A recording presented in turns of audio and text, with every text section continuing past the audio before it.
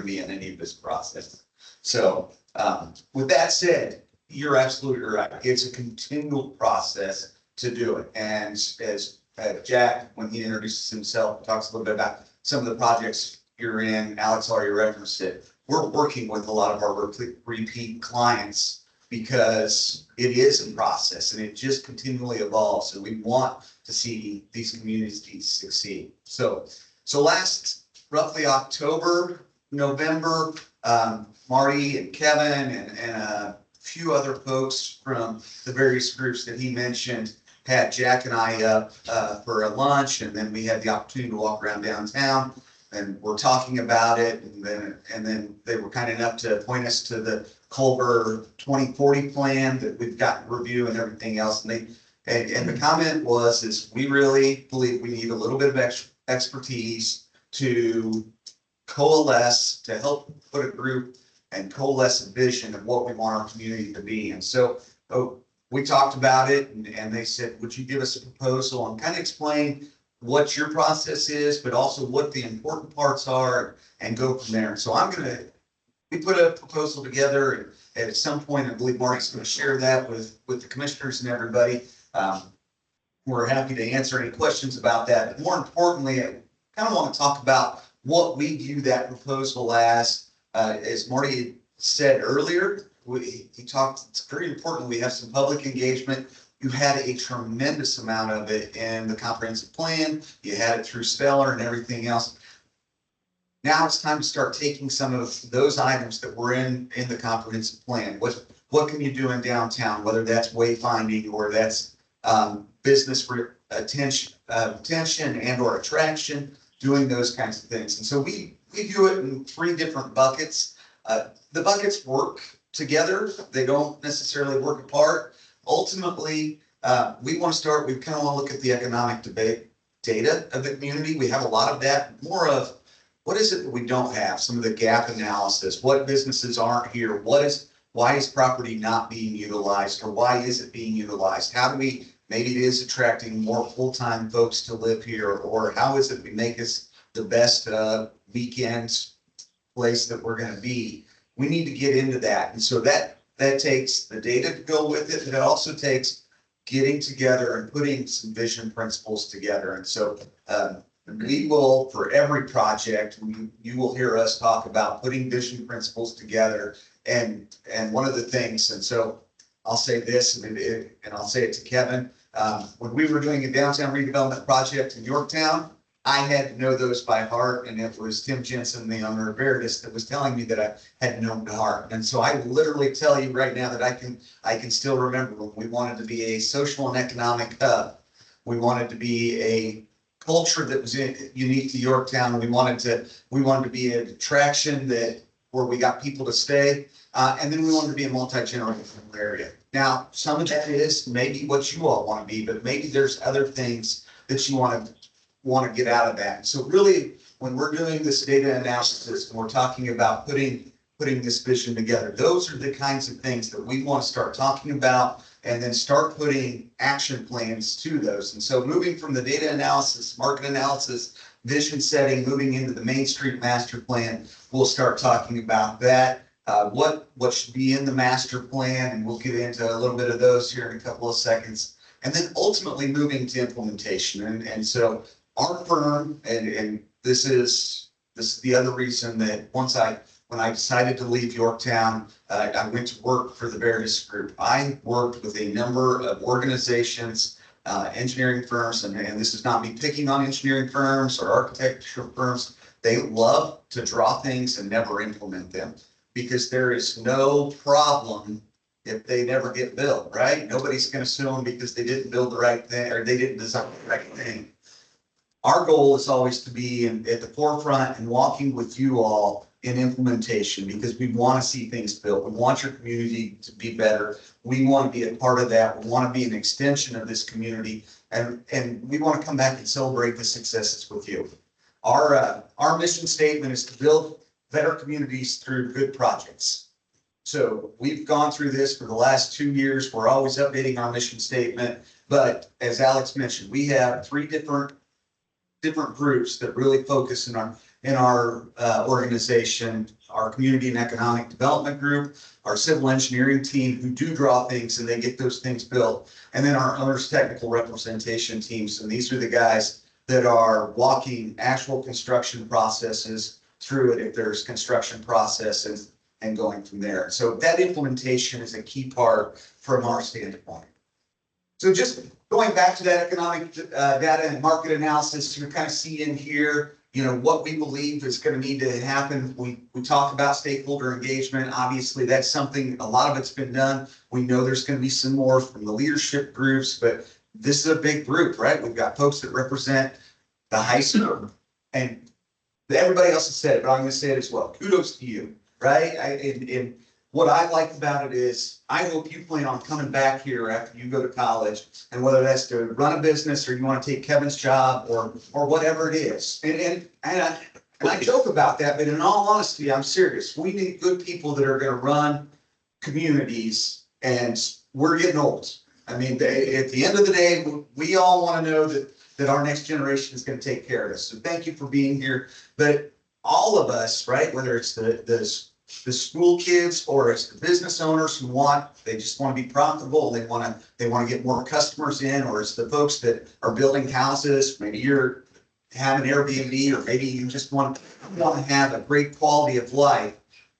All of that is going to go into our stakeholder engagement. Then talk a little bit about that alignment and visioning. And this is the big step, right? How do we coalesce what this group wants to be and what this town wants to be, and how do we talk about it? How do we repeat it? How do we go out? And when you're talking to your neighbors and to the other business owners who are like, oh, I didn't know we were doing this. Oh yeah, we've got these are our core steps, right? We're gonna be this, we're gonna be this, we're gonna do it. And we're gonna continue to do it because chasing that excellence of being a better community just continues to go on.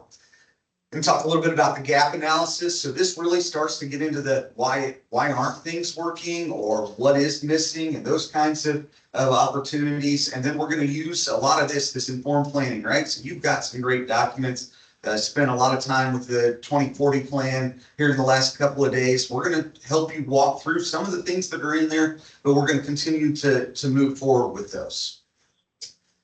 And then branching out from there, then we're going to start talking about this master plan. What is it? You know, this needs to be a document. It needs to be something that's going to be seen. So we're going to have this downtown connectivity. And so here in a second, I'm going to show you a map of what we understand the project limits to be, if you will, and kind of what we want to focus. This is what we're going to do first. But if somebody's going to think about the next 10 years, what needs to happen over there. So that should be a document. It should be called out. Somebody should be able to walk into a town hall and say, I want to know what you expect to have at the corner of Cass and Main. And Kevin should have a document and go, well, these would be the things that are acceptable. And if you're going to do one of these, then I want you to get in front of our redevelopment commission and talk to them and see how we're going to support that. Go forward with it. Public space activation. And I think we all know this, but the more times that we can get people out, and Alex was talking about Peter Kagiyama, the more times we can get people out and enjoying their community, the more love we build, right? I mean, you all love your community. You're sitting here tonight at a meeting listening to three guys that don't live in your community, but want to make your community better, to help you make your community better. Well, we're going to do that. We've got to engage the community. And so sometimes when we're looking for data, we're going to engage them while we're doing those downtown activation or those outside activations. But more importantly is how do we make this a place where people go, you know what happened in Culver last weekend? You know what happened on Wednesday? Did you go to the farmer's market? Did you, hey, we had the Winter Fest, February 7th through the 9th. How are those things going to play in? What are we going to do? And are there the structures? Is the downtown set up for those? Property development. This is the tough one. I won't say it isn't. Anytime we start talking about economic growth and property development, we know what's out there. So what kind of plans can we put in place? And Marty stepped on a lot of them. He said he was going to, but he did a great job, right? Some towns like to go out and own them. If there's empty properties, how can we own them? How can we redevelop them? How can we go out and recruit the businesses that are going to be successful in them? That allows us to control. Some people are going to go out, they're going to say, we're going to put facade grants or other types of grants in place. And we want to help you work through that, right? At the end of the day, it's going to be a combination. Again, I go back, unless you can fill this room twice over with the folks that just want to write checks to make the community better, it's a lot of hard work and it's going to be a lot of things. And so we've got to put some plans and some strategies around that and ultimately go through and are going to work those. Then ultimately, from a master plan standpoint, as we understand it, just so we're all kind of talking about the same area, and of course, this is, as we understand it today, this is not necessarily this is what it has to stay. We understand that kind of our highest priority is the blue parcels that we've highlighted. That is Main Street from Cass to, Marmount. I had it. I was going to say Madison and Marmount.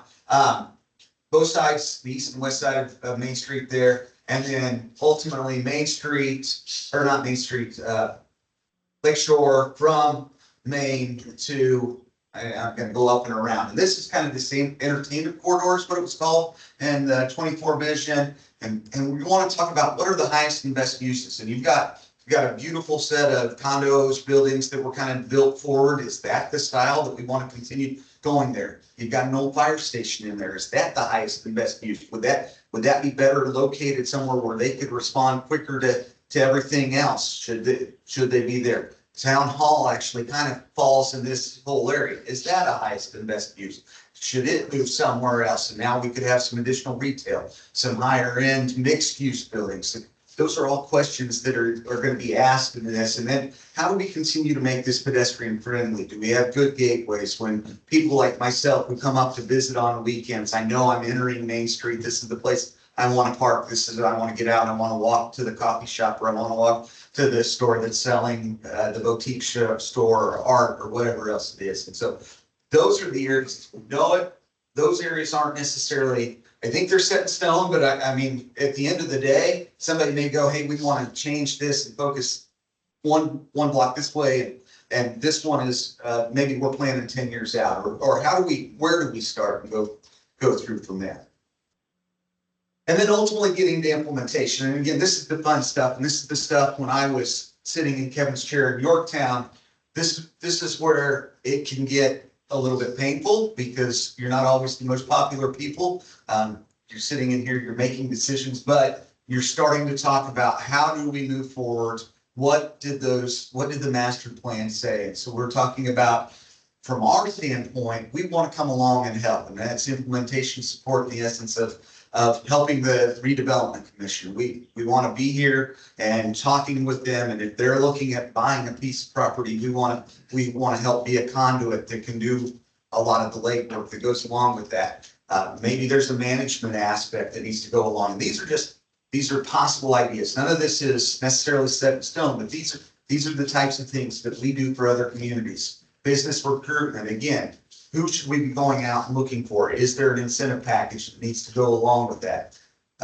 Talked a little bit about zoning. Do we need to get out of our own ways? There's some policy within the community that needs to get out of there. And then how are we going to, this downtown revitalization, how are we going to kick things up and get everything there? And so moving basically from starting back in that data analyst, setting the mission vision, putting the master plan together, and then moving forward and doing implementation. This is not, we're not going to move through this in the next month or 2 months. I mean, implementation comes sometime down the road. Those other things are going to take a little while. Not to say that if something pops up, we're not going to jump on it and try and get it done right away, but we want to go and we want to continue to do that because the evolution of the community does move forward, but it is always evolving and you're always having to work at it and make it better. And some of you by the end of this will get tired and say, I'm going to retire and I want to sell my business and I'm just going to go sit on my porch and play in the pontoon on, when I get the chance. And some of you, the young lady who's going to go to college and come back and do whatever she's going to do, she's going to be invested this in the long term. So this is a long-term project. It's going to be ongoing. And from a firm perspective, we want to be around. We don't want to just come in here, draw this plan, and then walk away. We want to be here to help you implement that plan. I will say this, Kevin, and I've had the opportunity to talk a number of times. always enjoy it, even though he's a football coach. I'm a football official, so he's wrong, I'm right. I read the rule book when it's all said and done. Sorry, coach. You know, but we want to work. That's the relationship we ultimately want to have. We want to know about all of you. We want to know what's going to be successful, and we want to help you find that. I'm going to turn it over to Jack and let him talk a little bit about some relevant projects that we've had, and what we're doing in those and what we've done. Sure, thanks, Pete. So, as Pete said, my name is Jack Woods. I'm Director of Community and Economic Development at Veridus, at the Veridus Group. Pete, don't get too comfortable because I may have you explain the Yorktown project, and then I'll go over the other three. But the reason I'll ask Pete to talk about Yorktown, as he said, he was the town manager there for 13 years. Yes.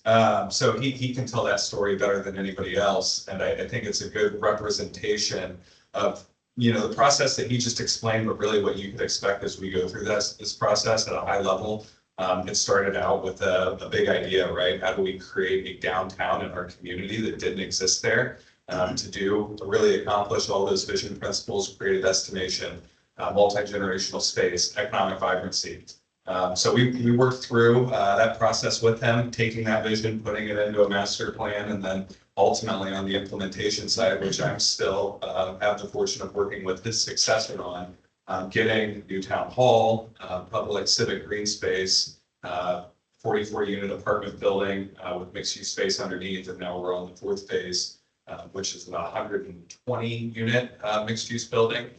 About 7,000 square feet of commercial space on there. So it's really been an ongoing process over the last 7 years.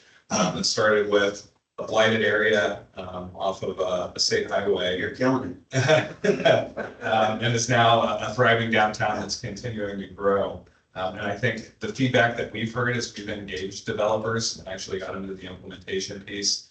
Is how important it was that the community set a vision and had a plan. The developer that they ultimately selected and we're currently negotiating with on that larger 120 unit building said that he selected, or he wanted to respond to the RFP and really wanted to do that project because it was a community that had a plan and knew where it was going. So anything else you want to add on Yorktown, Pete, since you lived the process? Yeah, so Jack nailed it, right? We did many of the same things that you all talked about doing. We had a number of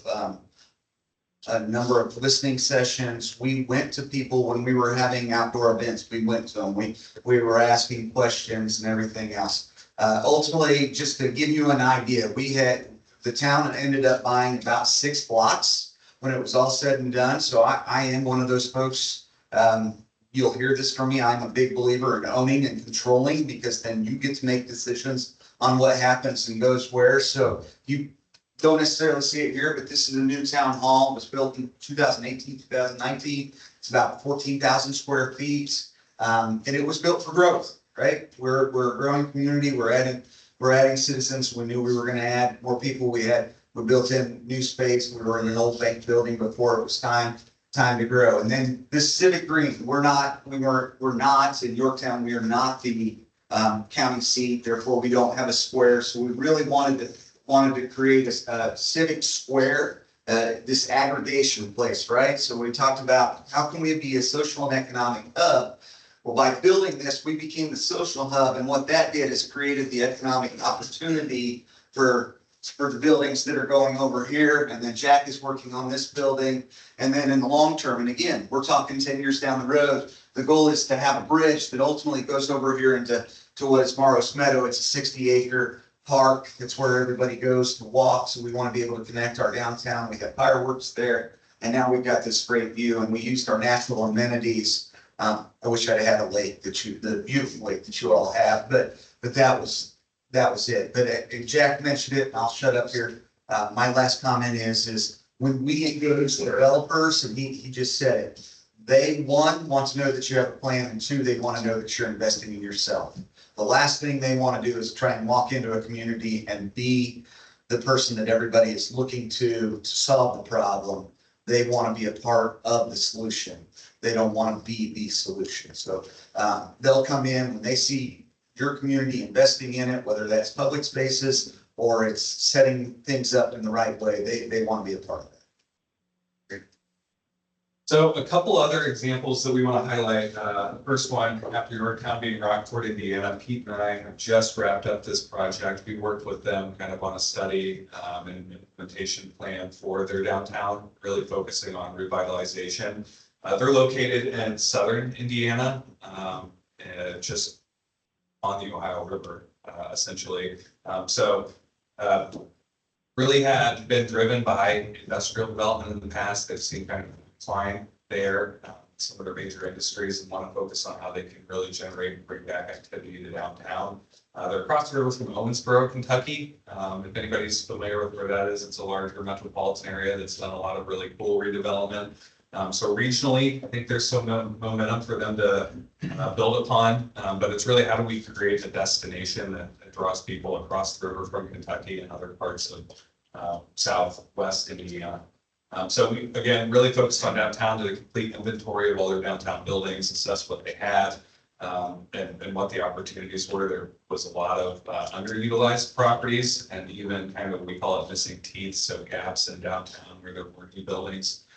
We helped them take a look at how they could turn some of those areas, the missing teeth into green space, and look at pocket parks. They've actually taken a really cool approach and put a little stage that they're working on improving, where they can hold downtown events and concerts. Again, really trying to draw people and create activity in downtown. And then we also took a look at, from a retail, commercial, residential standpoint, what some of the opportunities were. So how do we create more business activity? I think one is knowing what's missing, what's there, but also from an incentive standpoint, how do you drive that activity?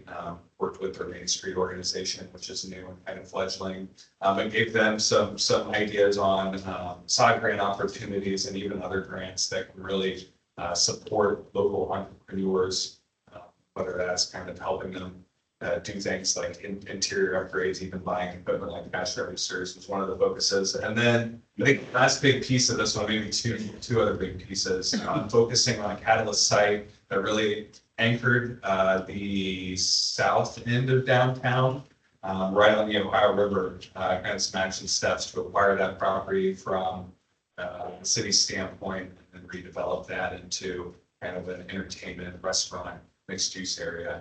I think that's a really big opportunity for them. So we haven't really gotten into the implementation stage yet since we just got the plan approved. I guess it was 2 weeks ago. Yeah, side grants, we've been working through the side, reworking the other side grant program and putting some teeth behind that. But again, I think the process from the engagement side, planning side is very similar to what Pete's talked about here. We did a lot of focus groups engaged, again, the high school students, right? Because I think this concept of multi-generational space is really important. It's something that is similar in Brooktown, what we're talking about today here in Culver. It's been important in Rockport, and then has also come up in Seymour, Indiana. It's a place that we've been working with since about 2022. Again, started with the downtown streetscape master plan. So looking at, really wanted to look at how they can make their streetscape more attractive, more walkable, create amenities that make it more enjoyable and engaging as people visit downtown, but it evolved more into some strategies that focus on actual properties. And again, our main client here was the Main Street. So looking at grant programs that they're currently using to drive development that they want to see. I think the feedback that we got as we walked through this process with them is our facade grants have been pretty successful, but how do we get, for lack of a better term, a whale, like this dream project? So we sat down and did some analysis, again, kind of what's missing from downtown, looking at entertainment options, even retail options, home improvement, I think was something that's big down there, but missing in downtown. So we create home stores, not necessarily a hardware store, but something that's kind of a destination regionally, and also outdoors. Baseball's really big. They've got a lot of local baseball fields, so building on that. Youth sports saw as an opportunity.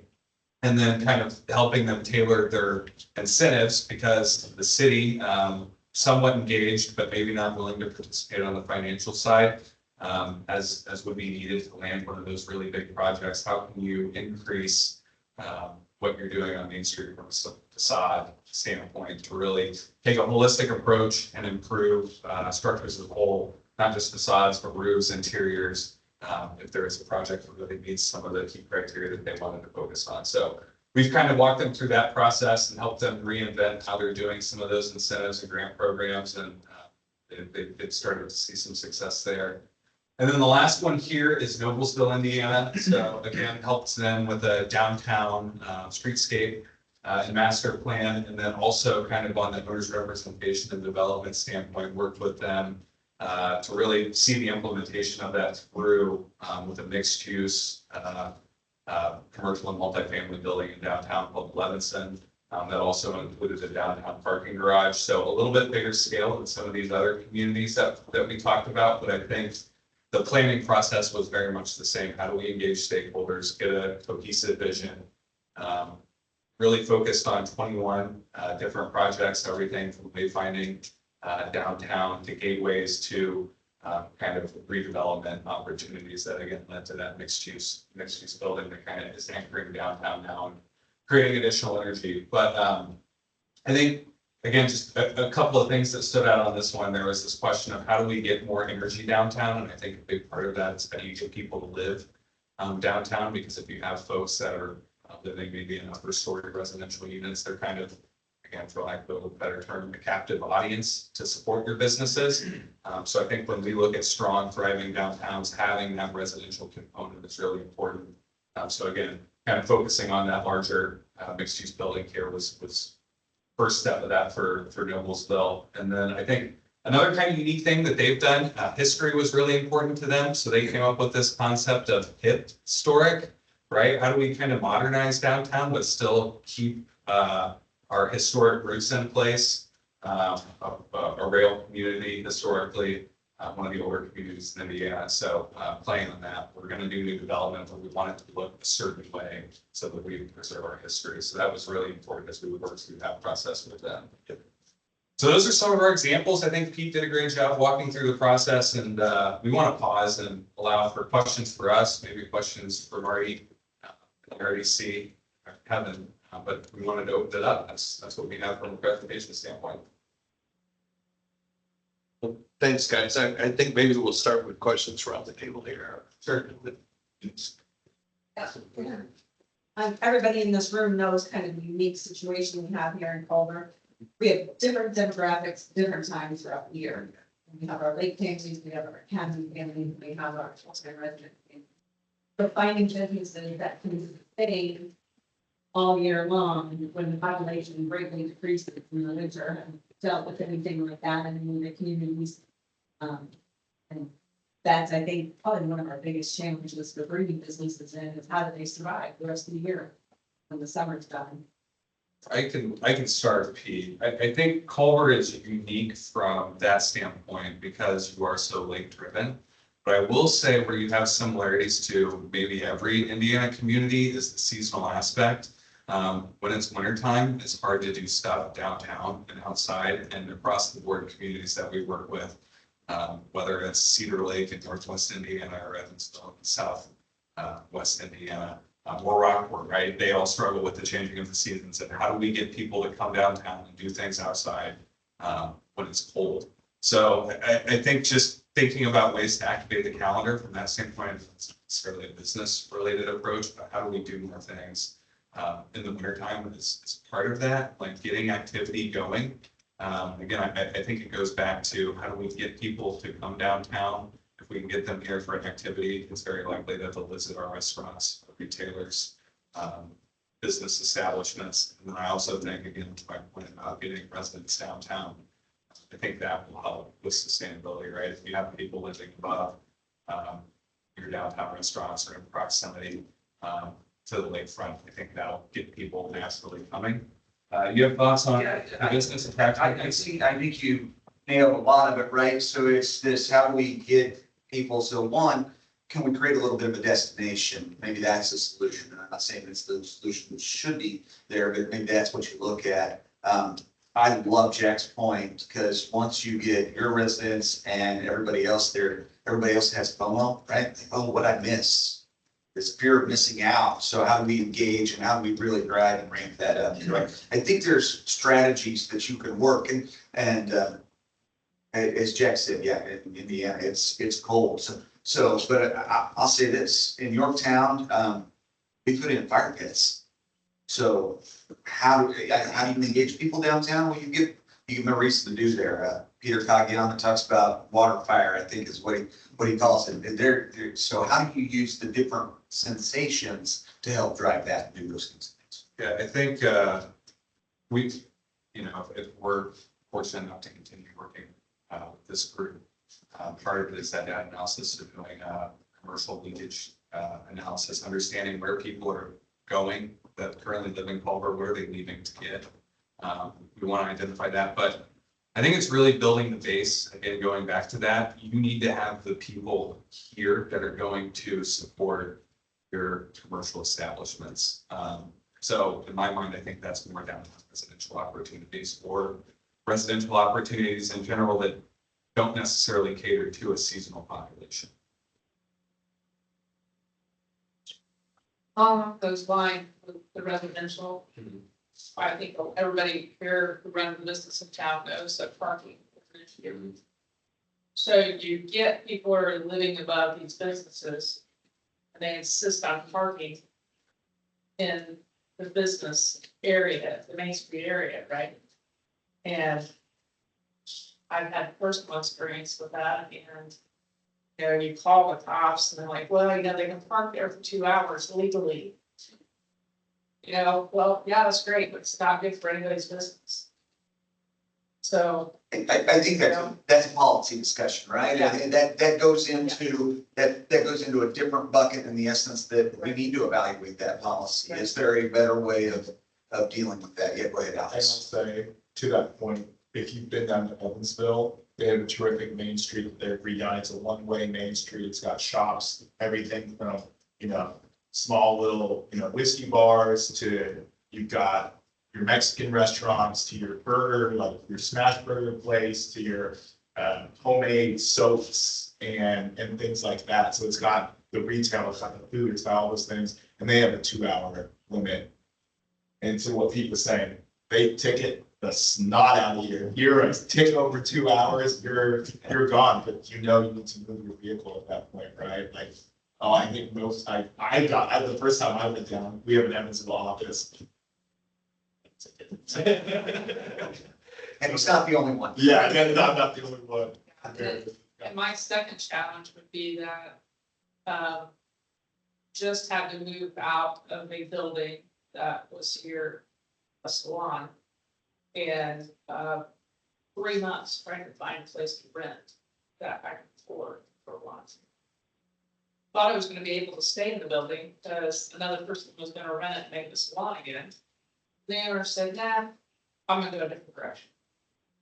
So, are you for Culver or are you trying to work against Culver because that neighborhood is not helping us out to do?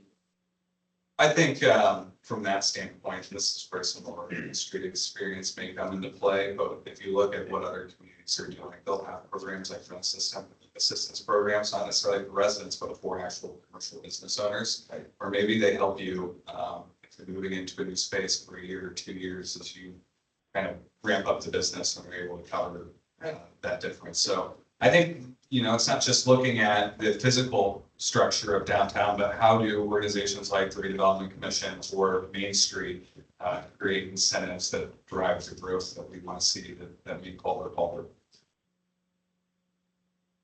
Yeah, I lived in Southern California for 10 years in my other places. I'm originally from Chicago.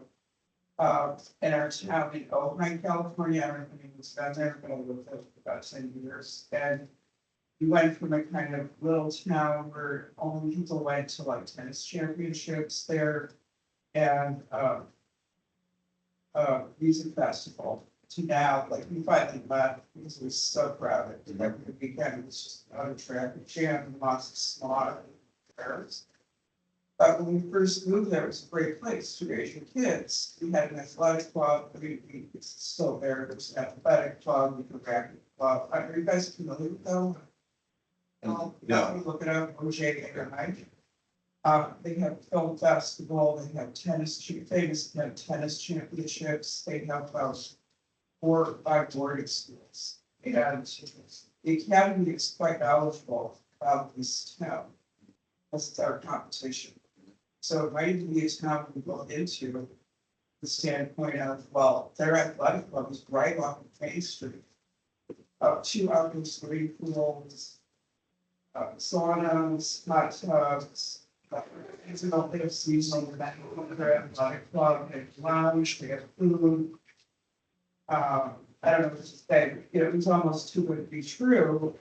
And then the tourists pay for ballet, and I need to say they can't. So you don't want to go that far, I mean, little tourism should be encouraged here, but not over the top. So I think the other part of this too would be, how do we connect to Chicago or Indianapolis? Because it's unavoidable, we're just that close. And yet there seems to be this kind of resistance to understand that we could have events here, corporate events, there could be, you know what I mean, festivals and things like that would draw people in from Chicago or Indianapolis. And I think we can't be too afraid to advertise and let, you know, reach out to, because otherwise it's hard to get this going here. As Airbnb owners, the dead for almost 3 months. And I put a hot tub in my property. That helped. So really adds to the future comforts to your property or to your business area. You're going to see people come here and they will stay. So when I end my hot tub, people loved for 4 days, 5 days, 6 days, instead of the 2-night minimum. I get people sometimes for a week, for 2 weeks. And I think we thought adding that athletic club would really not a big thing, not a big splashy thing, just something small that brings the person together. I think all great points. Yeah, I think to the point about growth, right? It needs to be smart and intentional, so you don't get to the point where it takes away from the experience of current residents and makes it a place where people want to leave.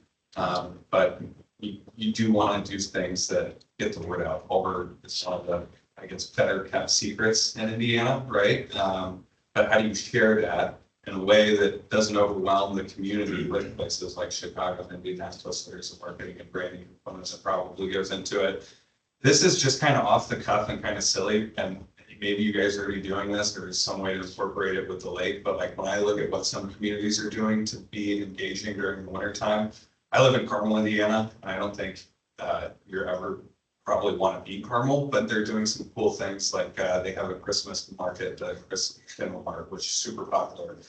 Alex said we have an office in Evansville, we have clients in Evansville who drive all the way up to experience that. So are there Christmas type things that you can do in the wintertime, or ice skating is another really big one? I think Mishawaka has done something really cool with ice skating, or also does ice skating. There's a park in Indianapolis that does ice skating. I don't know if there's a way to do it on the lake. I know it's kind of finicky with how the weather is, but maybe there's a rink that you could put downtown, and that would likely draw people in. So I think getting creative and thinking how to do things like that maybe is a starting point. What just one thing I want to add is, I've been coming here since the 1960s. My great grandfather bought a cottage. And all those cottages were not winterized. So there's a reason why people didn't come here to see it in winter. And so now this beautiful home that, you know, they're just gorgeous, are winterized. So why are folks leaving? They can stay. Yeah. If there's stuff to do, and we said, I swim, so I need a pool. And if there's no pool, I have a breath. And I think the notion that we could appeal to people, there are a lot of people in the lake, and bring back, encourage them, find things, find out what they want, what would they like to do. That's a big group of people, and they have accommodations to be there all the time. Good points. Let me level set for a couple of things. One, if you think you've got a question for these fine gentlemen, would you raise your hand? We got a half hour left. I want to know how many people have got something they want to learn. All right, so okay, just we need to kind of engage toward that. And what I didn't say very well at the beginning is this work session, the idea behind it is to see do we want to hire expertise? This is what we have to decide, right?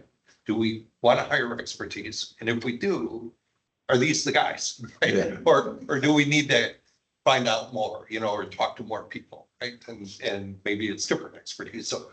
So there's some questions that we have with respect to what can they do, which I want to prioritize over a public engagement session of what we should do, right, for the town. I'm kind of flipping that a little bit, just to kind of give a sense for this. So I'm going to kick that off and I'm going to say, all right, so do you look at like our zoning ordinance and say, these are the changes you should make in your zoning ordinance if you want to be successful? You do that. Yeah. I think that's Pete's area of expertise as a longtime municipal official. He's helped us in, I think even a lot of the examples we looked at, how do you adjust zoning in a way that is more business friendly or really creates that environment that you want to see. So yeah, It's Also- just zoning, I think there's some policy, sorry, Yeah. it's not just zoning, it is policy, right? The parking policy is it. You just nailed it. Ordinances, zoning, It's to ordinance, your question. right. Okay, that's good to know.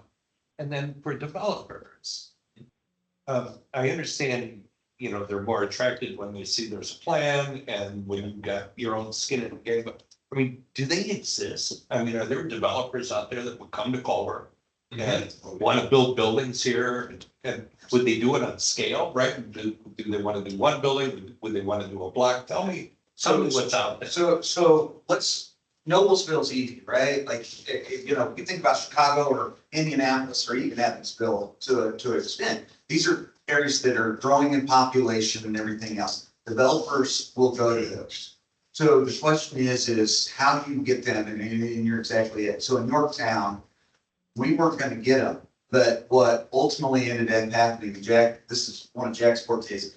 He has this expansive network that we're taking them to the Cumberlands, which is a little bit outside of, we're taking them to the Yorktowns, we're taking them in the Tipton, we're taking them down to Batesville, and talking about them. And not every developer is going to be interested in coming to Culver, but depending on where they're at in their cycle, depending on what you have done to set it up, if they see a way to make it work, they want to do it. Now, let's be honest, in today's environment, it's 7% interest and the cost of construction so much, they're probably going to come to you and say, look, I know that I'm going to be able to get $1.45 per square foot for apartment rent, and maybe I'm going to get $3 triple nets in my commercial rent, and to build it. And we're going to do this open book, right? That's one of the things that Jack does. He's going to take a pro forma and he's going to look at it. We're going to talk to the redevelopment commission, and he's going to say, these are the numbers. This is what it really costs to build and how you want it to look. So if you want masonry, so it looks one way, or you want it hardy plank, whatever it is, we'll get those numbers and we'll look at it. We'll go, all right, what are the tools? Is it tip to give them some incentive to close a gap, right? If they can make money at X and the cost is Y, how do we close this gap? That's always the delta, right? And that's what developers are looking for. And I said it earlier, I don't mean to insult developers. Developers are inherently lazy. If they could go to Noblesville tomorrow and build it, that proof of concept already works. One, they know they can build something and it's going to get filled up because it's going. And two, they know that the mayor is going to have a conversation with them and pretty much give them that delta anytime you want to do it. So now it becomes a bit of a policy discussion. How much is the redevelopment commission in town willing to put into it? Not just by making your community better, but how also is there a reason to do that? But the short answer is, I think we could have 5 developers up here very interested in Culver that would look at that Yorktown size. You're downtown and Yorktown's downtown, similar in size. So if you've got 40 units in your first one, I think that we could find somebody like that. And then maybe it turns into a larger one or something else. Thank you. The other thing I really wanted to add to that is you have to take into consideration what's the market of Culver. And the market of Culver probably looks different than a lot of other communities around Culver. We're looking at maybe incomes and demographics and things like that. that might be attractive to a developer, so. I'll see the floor, right? I'm sorry. Guys, something that probably be beneficial for them to know is that we have long-term developers who actually own homes in Colvin, who have owned them, they raise their families, you know, you've heard the law, you've heard of Hart, you've heard of Brown, they all have homes here. So we already have a connection of stuff, free right off the top. Yeah. We probably would be more respectful and want to keep the vision of a thriving yet quaint community. We wouldn't, sometimes we're a bit scared of developers. I mean, I know they freak out when you say something from the develop something. A lot of people do, but these people have a reason to want it to be, to maintain its integrity, which was the draw from American Gift. We already have that connection, which I started to work. Jenna, you had a question. I want to make sure that we get out of the room.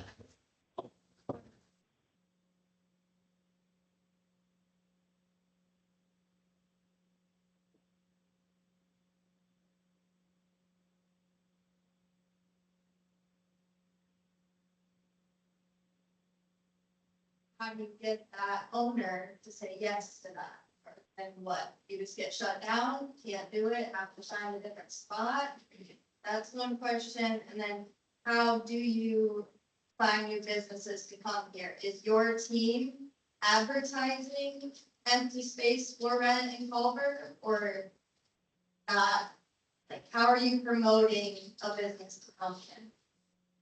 I'll answer the first one. Let's take the first one first.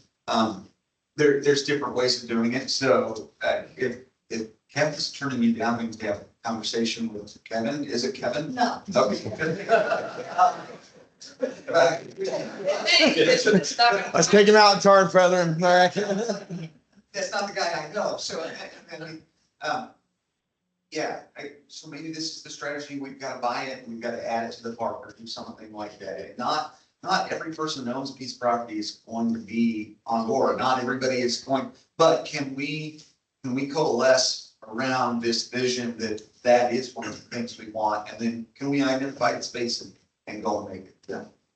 The second question's a little tougher. Jack's probably better at it. I'll start with, we don't physically advertise on Main Street, but we have connections, our developers, the developers that you all have connections with. We'll do that. We'll also talk about how there's some incentives. Probably more so importantly is how we structure incentives to help people get there, because just like the developer's going to say, I can't get there. Is there a way, if I can get a business to exist for 12 months, that typically means they're going to stick around for a much longer term. Every business has a life cycle, just like we all do, but are there some things that we can do to help with it? And then, yeah, can we make phone calls? You tell me you want a restaurant that serves X, and we know who to want. This guy right here is one of the nicest guys in the world. I will set him free on the telephone. He doesn't know a stranger. And he knows I'm giving him a hard time right now, but I'm telling you right now, he will talk to it. We'll talk to him, right? I mean, if we can identify him, yeah, we'll absolutely call. That's not big. We go commercial. Yeah. He's a restaurant, former restaurateur, and he's got some connections as well. Don, you had a question. Yeah. If I remember correctly. Yeah, my question is, deal with towns all over the state, some outside the state. What interests or excites you about working with us in Culver? Why us? So I think there's a couple of different things, right? So you already have this beautiful attraction in the lake. So I think this is an opportunity-rich area that attracts me. This is what I enjoy doing. I hope the passion from all three of us comes across, because I think when I listen to us talk, we enjoy doing these kinds of things. We live our mission, if you will, building better communities through good projects. We think this is a good place where we can have a good project and have an impact and have a long-term relationship. I'm picking on Kevin a little bit, but in the short 2 years that I've gotten to know Kevin, we've built a little bit of a rapport, not a great one, but we've had lunches It's football coach. It's Not even chewed you on a sideline yet. I don't know where this is coming from. Yeah. Right. But I mean, we want to have that relationship. We had the opportunity to come up, we walked around with Marty and the rest of the group and got to know downtown.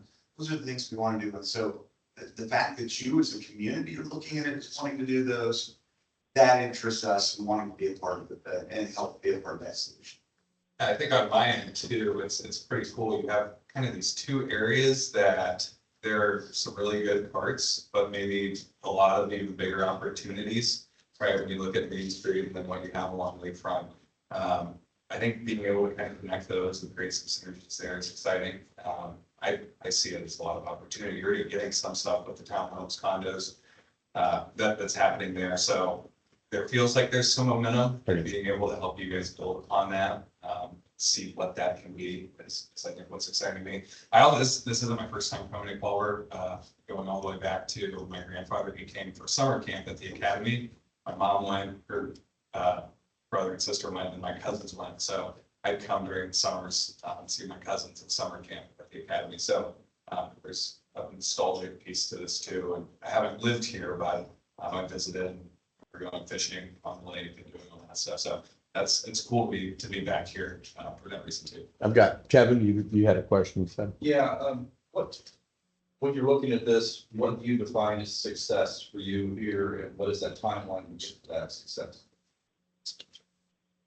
I think success is, I think for us, success is knowing that you all are having some celebrations, celebrating success in a step in the plan, success in maybe fixing a downtown block. And those are all things that we want to have success. And so building better communities through great projects is how do we kind of lump off those projects? Timing wise is dependent on how we put this plan together, right? So the first step is in our case, is probably getting this master plan together so that we can then start the fun part of implementation. So timeline roughly for a master plan, and nobody has asked us for one, because there are some moving parts in it, but you're talking anywhere from 7 to 12 months. So that kind of starts the process, and depending on how involved and how quickly we can do some things, then the next step goes forward there. I know that's not necessarily answering your question, because I don't know if you're, as a community, I don't know if success is every storefront is full and that's the success, or that we've bought a block and we've put up mixed use buildings success. And so until we go through that process, I can't answer that question. And I apologize. I don't get that. I guess I'm thinking when you're doing that master plan, what is the timeline for its success? Are you looking at a 2-year plan, 5-year plan, 10-year plan, 25-year plan? Where are we planning towards? And I know it's a lot on the community about how quickly they should already move through it, but the plan should have milestones that are ready at that kind of time. So anytime we put a plan together, it'll have implementation steps. So, and we'll prioritize them. So this is high, it should be done in the first 12 months. This is the next 18 months, and we want to be hitting those milestones from there.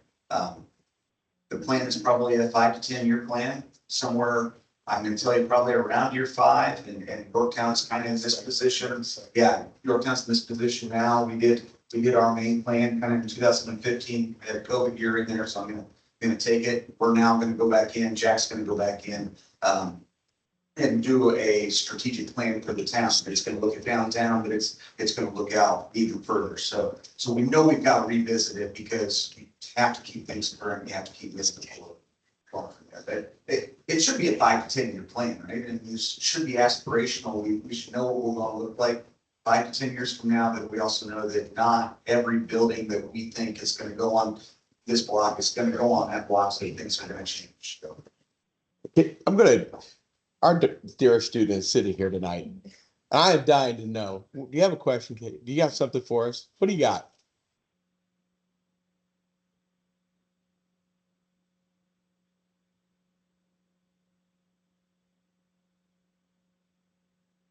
response for me would be, what do you want? I love that. And I'm serious about that. That's why we want to engage with people your age.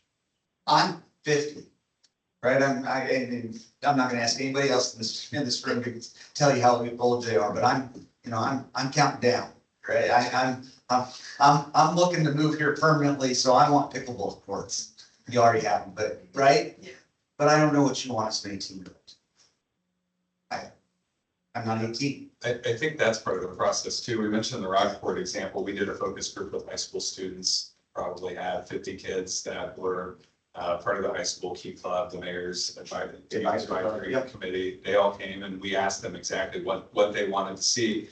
And really, they were more focused on a place that they could just go and hang out and take pictures that looked good on social media, which that's fine with us. Yeah. But it was like, they wanted to revitalize downtown so that like, if they went down and took a picture, it didn't look like they were from a community that had some of those missing teeth or struggles. So it was as simple as that. And we talked with them.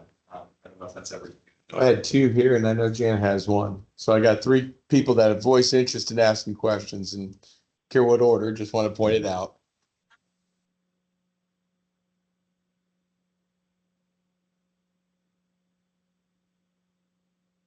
It's been kind of nodded to of this landlord did this, or this person isn't letting us do this, or whatever. As someone who lived here a long time ago and has come back, you moved all the way back from Washington State, because I love this town so much, even though Washington's pretty nice. And warmer where I live. But I want to make sure that is that something you do, help us have those difficult conversations. So that feels very important. Nice. I have something to give up here to what she said. I think there's some really cool things that Culver offers that maybe when you're 18 you don't see, but maybe when you're graduating college you might see. There's great proximity to both Indianapolis and Chicago, so you already have that going for you. So many people go off to college and they want to move to one of those larger markets because that's where there's job opportunities and things like that. So that's definitely something to take into consideration, I think, for the entire group is when we do some of those gap analyses, what type of industries are missing, what are the opportunities here for young folks, and then of course it's the lowest barrier to entry. If I even use that right, housing, right? Is there a product that a young person could come back from college and get into, and then ultimately move up into a house and say a family or things like that, and You were running, Kevin, who was? John Zach, I think. So this kind of following up on something Don said a long time ago, but Yorktown is what, 10 times the size of Culver? How big's Culver? 1,200. Yorktown is 10,000 something. So what I'm getting at, what I was about to ask was, how do we rank in terms of size relative to other communities you work with, and does it make a difference? Rockport is 2,200. So we enjoy the smaller. I enjoy the smaller communities. I was born and raised in Western Kansas community of 1,400 people. They have absolutely none of the quality of life stuff that I want. So that's why I'm not there. But I do have an appreciation for smaller communities that can offer those things. And so Rockport being 2,200, Cumberland's about 5,000, Yorktown. Depends on which hat I'm wearing for Yorktown. They did a township consolidation, so it's about 7,000 in the urban area, and it's about 12,000 if you add the entire township. So if I wanted to be a big population, I used one number, and the other number if I wanted the other one. But go from there. And not just us, but our firm. Our folks in the OR group, they're working in a couple of small counties, Mitchell County. So I mean, we work Lawrence County. Yeah, Lawrence County. Sorry, yeah. And so again, we don't need to work in the Noble. We like working in the Noblesville, but we don't need to work in the Noblesville because we believe we can relate to you all and to the community and find a good plan that fits this size of the community. Pete and I are doing a project in Wells County right now, but we're working with individual municipalities and we're working with I think the smallest municipality in the state, Veracruz, they have 70 people. So I think we've got a good perspective on small, mid-sized, even some of the larger communities. Real quick, follow up to what John just asked you, so you say you've worked with really small communities, similar to the 5 bars, do you feel, and do those communities feel it was a positive outcome? And an improvement, yes. Dan, your question, if you would. Yeah, so this is a very inclusive project. And you look at high school students and the restaurant owners and maybe then just residents and stuff, and the summer people and the winter people, and it's an incredibly varied demographic, wondering, since it is an inclusive project, how do you reach out to all the different people and hear their voices to make those decisions about what we do need in downtown and what type of building or what type of business, because it is incredibly varied and not everyone's voices to be heard, and just wondering how we go about starting that process. I think there's a couple of different ways that we would look at structuring this process. One of them would be having a stakeholder group that is probably very much what you're seeing sitting here, maybe a couple of the folks that weren't able to join us tonight. We would look to them, right? At some point, somebody does have to make some decisions. So we're gonna work with them. But if there is, to go to the other side of that, we're gonna work to them. We wanna know what kind of additional public input they want. And then we're gonna figure out how we do that. So is that a postcard that is placed at the right place at the right event? Is that going door to door downtown? Again, I've got Alex sitting right here, and I pick on him and tell him he's gonna go out, that he would walk into every downtown business tomorrow if that was part of what we needed to do. I do it as well, but he's much nicer than I am. I like the hard conversations, so go from there. Do that. Can we do online surveys? Now, I will say, and this is something Marty and I kind of talked about it, we've been back and forth in a couple emails and phone discussions. There was a lot of work that was done in the 2040s. So how do we take some of that information so that we're not trying to recreate that? And what can we gather out of that so that we're not doing it? But when we need to figure out how to engage them, and there's a myriad of different ways, we'll want to be in the community doing those if that's what makes sense. Because we kind of approach time a little bit. I know Sarah had a question. I was going to bring it back to the council a little bit and the redevelopment. And to make sure that you guys walk out, if you have a question, this would be the time maybe to pop in. What are we talking about? This gonna cost? That's my question. I not the guy to ask that, Mr. President. I turned my head to the right. I have, Yeah. This phase. One and then see how it goes and then. So one of the things, and this is not, Marty has a copy of our post. You all are fair. I just got it when they arrived here. Yeah. So you all are able to look at it, because this meeting is out, and you may decide that we're not the folks that you want to talk to, or you may want to get a different price to compare us to somebody else. We prefer not to have that sitting on video, so we're not gonna answer that, other than to tell you that number is there. And if there are things that are not in there, or you think that are already covered, we can have discussions. So I mean, there's more to that discussion that goes on. One of your slides said 75% repeat customers. Does that mean they went to the next phase with you, or the next one, or they get on another? Yeah, and we have, as Pete said, face it. So if you want to get started and do the first piece of it, you don't want to do the other one, or do you want to do the other one? That's how it's structured and broken down. So it's supposed to.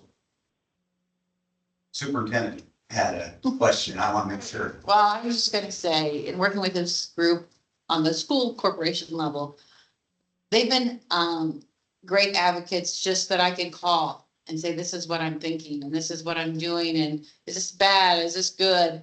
And just even that simple phone call, having the connection, and I've never given them any money. The corporation, they've never, but that's what they do. they want people to be successful and things to be successful and have their name attached to that if it is. So You're talking about Veridus. I'm talking about Veridus, yes. That, on construction projects and stuff. They are a group that is very resourceful and good to have in your pocket. We appreciate the kind words and we'll share that with our. Thank you. Our instructor. So. And in your experience, is there anything that you would like to inspire of the community as far as unforeseen pitfalls that you've run into? What are some hurdles that maybe had you known going into them? You know, is there something you'd like to know about us? I don't know if it's unforeseen, because I think a lot of the pitfalls are stuff that we want to address up front. I think a big one is this concept of site control, which I kind of came up with. Hey, Yeah. we have to do it. Do we have an appetite to do that on a community standpoint? Because it makes implementation so much easier if you're willing to go buy buildings or buy property. Kind of what's the RDC's willingness to work with TIF? I think that's another piece. If we're going to engage developers, we need to know how that lays out. So those are some of the early questions that come to my mind, and just to get covered on up front, because it changes how we approach things, or what our engagement strategy would be with the developers to be. I don't want to run your meeting over, but we've got until whenever you want to stop. I've got a couple, and I know that you tried to get in. I'd like to hear as much as we can. Yeah, we're good with that. Well, I can't, I'm sorry, Mark. well, in my money right away. It's not the cost of what you guys got. What's the value? What are we gonna get for the money? In other words, are we just gonna build stuff and then hope people come and then it'll show up? I mean, if it's value, if you guys are worth it. Right, then there's no price that isn't worth it, right? Right. And I think that goes to our repeat clients. When we talk about it, we're providing value enough that those folks are doing more work. When I walked away from Yorktown, the next town manager, who I have a great relationship with, called us and said, hey, I want to make sure that we don't stop the progress that's going forward. So, you know, we've filled up one set of commercial buildings. Now we're working on this next set of commercial buildings. In Cumberland, we have an ongoing agreement with them, and we go out and we're working with developers. I'm working with their police department because I like to get into municipal items. So we have this just repeat business. So the value is, and this is where we want to be the extension of staff. We joked about it in the car. I want to come in and have the same celebration because the community is doing well and be a part of that. And we want to be a value. If we're not being a value, then somebody needs to tell us so we can go away. That's at the end of the day. I'm going to put a little context to that question, because I think it's an excellent question. Why now, right? What's the value? Why is this going to be successful where it hasn't? I think the community might consider a few things. Number one, we have housing. That's a huge checkbox in Indiana, 300 units, and that is hard to get in the state of Indiana right now. We have been lucky enough to secure it, and it's coming in. We need to make sure that housing converts into residential full time.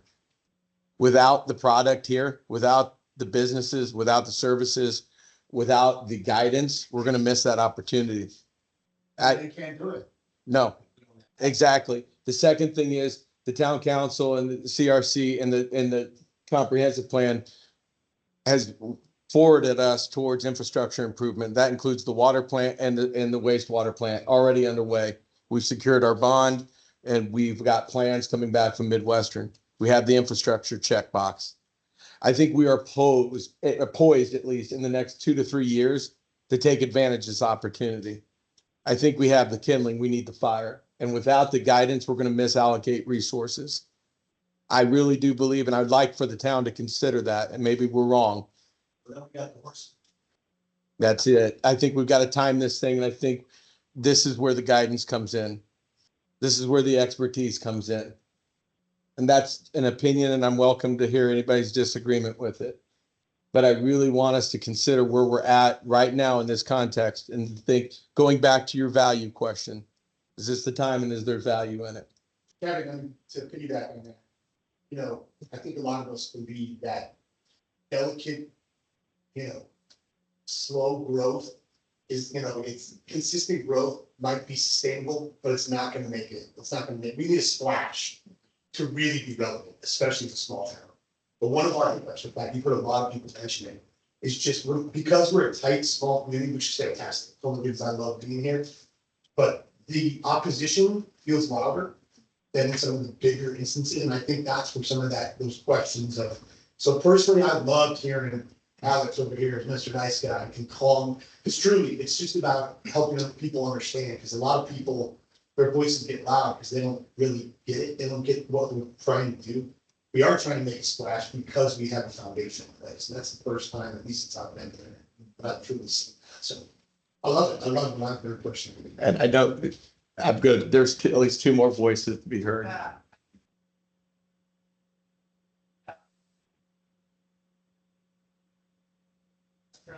About what used to be here. Bowling alley used to be here, this used to be here. So I think that has some value. And then I know when I travel, I'm a massage therapist now. The dream was to create a spa, blah, blah, blah. I hear we got money in town. I don't know if it's true or not, but anyway. I think I would like to see some of our visions come to fruition as in shared space, partnering with each other, if we have like things that can happen together. Because I know that lady over there and I can probably do things together. You see what I'm saying? That way, the big vision comes together. And we also, because when I go on vacation, I'm going to the pool and I'm going to the spa first thing.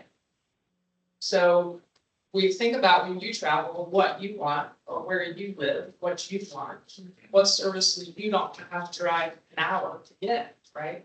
That's what we need to provide. Bill. Well, I have a question, but I've enjoyed the presentation, but there's one element in the room that's not been mentioned. And that's the academy. It's our largest employer and our largest landowner, property in the town. How would you approach the academy? Some question. They've got to be a part of the solution, and I firmly believe that, and, we've got to figure it out. I don't have a relationship there, so if that is, working with the school superintendent, who probably has at least a little bit of communication with them. We've got to find out, when we work with the steering committee, who's got those relationships, then we've got to figure out who to build there so that we can get them actively involved and be part of this process. And Bill, the conversation when I went over, because you asked me to go over and have a conversation, and I know Don, but talking with Josh Pretzer, the dean of the faculty, and Andy Settlemeyer and some different constituencies, our connections, they're interested. They do recognize that a strong Culver is a strong academy, and a strong academy is a strong Culver. They were, but it's a beginning of conversation. So that obviously with schedules, they're just coming out of break, and I think that weighs into it. But we'll do a better job of trying to get. Again, I would like more community students. I'd love to see. To your point, I wrote down contact the Ron Rubin School of Entrepreneurship over there. Let's get some of those young voices with community students here together. I think that's valuable, and I'll do a better job, Janet, to get a hold of their leadership and get them here. That's even one of the roles that you would do is those focus groups. Yeah. And you could do those at any time. Right. Because Yeah. they're hired to do so instead of Yes. volunteering like we've been doing. Yes, yeah, we want to engage with them. Well, there are things that we're gonna need from a steering committee as far as help identifying and introductions and those things, but we're very happy. Again, we've got the guy that likes to be nice and, the guy that likes to have a policy discussion about why we should park on the road for 2 hours in front of all of those. Yeah, so, Bill, to your question, and Jenny, you're absolutely right. Kevin and Marty came over to the academy. a great conversation with Josh Pretzer, not as a dean of faculty, but it's the guy that sort of controls faculty housing. And then adding in Settlemyre, who's our deputy head of schools. So I was in touch with them and we settled on the date. And they both had school commitments they could not get out of tonight. But this is why I'm scribbling like mad. I'm glad to hear that. So, yeah. At least you're a representative. Yeah, so they're very Good. very interested. You know, I think that because we do own a lot of these storefronts, it's like, it's not our line of business, and I suspect that they'd be like, please give us some great ideas. It's just not what we do. We do education. If somebody's got some great ideas for that, it's those storefronts or, yeah, I think they say bring it on. Your neighbors to the northwest, Knox, Indiana, over in Stark County, their mayor and they don't have a lake, correct me if I'm wrong. But they only have one vacant storefront right now, and what they did, and I share this just because these are conversations, right, that we hear in communities every day, and it's good to share those ideas. They purchased some of the vacant storefronts and did a month, $1 a month leases to just activate them because they were sitting vacant. And the guidelines around it was they had to have something that somebody could come in and use. Like they'd be selling a good or service that somebody could come in and have an experience. There was a guy who was roasting coffee out of his house in his garage, and they had him take over one of the storefronts, and they said, well, you need to have some operation here. So the guy got an espresso machine, started, not only selling beans that he was already doing, but actually having coffee available. So sometimes it's not even that complicated to get to that point. So here's my concern, is you're gonna crank a bunch of numbers and you're gonna come up with a plan. And what keeps me up at night is that the plan is either it shoots too low and we underutilize, the energy in our particular, or it's too high, right? We shoot too high and we wind up with, a bunch of white elephants that we own and we can't, right? So how do we know you're gonna get it right? And how many of these plans, once these master plans, how many of them evolve, right? Once should we be thinking about them as fully baked when we get it from you, or should we be thinking about it as it's a starting? It's the ongoing evolution of the community, right? So the question earlier was, how long should this plan be good for? We're gonna try and shoot for 10 years, but in 5 years, you're probably gonna be looking at it going, yeah, we shot too high, or we didn't shoot high enough. We still have the resources to go back and change or get the next step right. You're not gonna get every step right. I'd love to walk into every community and go, we're gonna get everything right. We're not. But the experience that we bring is, and working in, whether it's Yorktown, Cumberland, or Noblesville or Rockport, is we're doing these, right? This is the expertise that we have. We do these projects, we're working with them. When we see things that work, we may bring them here, but we also are gonna say, this isn't gonna work here. There's a different path that needs to go there. Our reports don't look the same. We aren't gonna do those. And that does come back a little bit to leadership, and not that I want to put that back on you, but I will put it back on you. You all are the voice of the people from the elected and appointed bodies. You're going to have every opportunity to go, that's not high enough, or I don't think we can do that, and here's why. And we're going to have those discussions, right? Those they do come back to those hard discussions. Yeah, here's why we think you can do it, or here's why we don't think you can do it. We're going to be honest with you. Just like I hope we've been honest with you tonight. I want to Very helpful. Yeah, I want to go back to the academy. We just started working with the town of Upland and Taylor University. So again, go back to size wise, Upland's 2,200 people, their largest employer is Taylor University. They've gotten a tremendous amount of money from Lilly. We're helping, they have what they're calling the Main Street Mile corridor. So we're going to do a number of these processes. Our job is to engage all of those people. And again, once we get those, that's our job. That's what we want to do. And so I don't, this is not Upland and not Taylor University, but I view, we have that expertise to work with an entity that has some physical size. And sometimes it's viewed that they're the ones running Upland, right? And that's not necessarily the case. Maybe the academy has that. So how do we blend and really get so that everybody's on there? We want to have those conversations, whether it's with Kevin or with the folks that are in charge over there. I think we can help with those conversations. Okay. Appreciate it. I'm gonna make a request of everybody sitting in the room.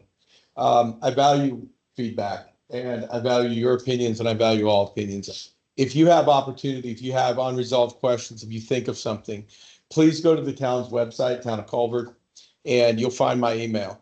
If not, stop by Town Hall. I'll have a cup of coffee. I'll sit down. I'll talk. I don't care how it is. Reach out to me, please. I would love to be able to hear from you. And there's more conversation to be had. There's things I've heard tonight that have sparked interest in me.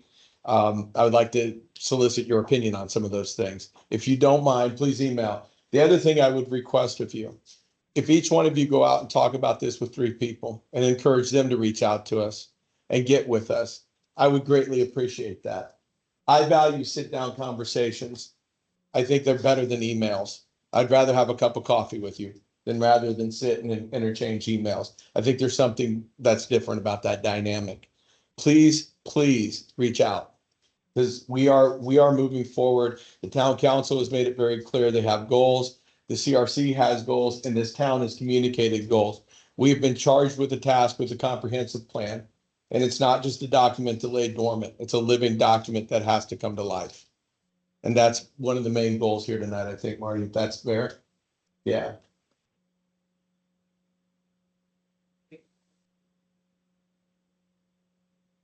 Yeah, that's a great question. We haven't thought about that. We're just trying to get started. I'm gonna show an experienced manager. You know, that question is valuable and I think I would disservice it if I answered it in a moment. If you'll give me a week or 2 to be able to provide an answer for you, I'd greatly appreciate it. Thank you. That's pretty good. Well, it'll be an open, transparent process. Right? Yeah. So we're gonna have a CRC meeting, the town council's got a meeting coming up, we're gonna have a CRC meeting coming up. This is a standing agenda, renovation, it's something we talk about every month when we get together. And so we're gonna talk about how where do we go, right? And we'll see how the town council feels about it, and we'll figure out what we're gonna do. You take me up on my offer, please. I'd love to get to know. I know most of you in the room, but if you some more questions and answers would be great. Pete, thank you. Alex, thank you. Yeah, thank you tonight, George. Thank you, guys.